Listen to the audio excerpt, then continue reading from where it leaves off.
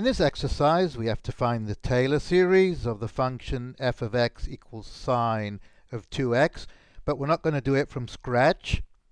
Remember, Taylor around x equals 0 is a Maclaurin series, so we go to the appendix, find the closest one to this that we have, and we find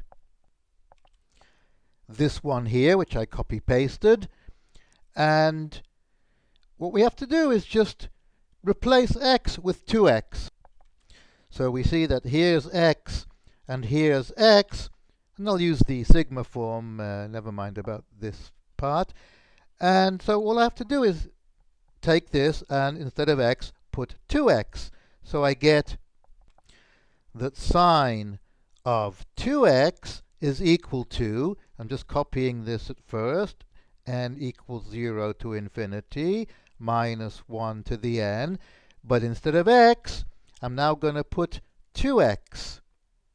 I need to put brackets here though, to the power of 2n plus 1 over 2n plus 1 factorial. So here I had x, now I have 2x instead. And let's just tidy up a bit.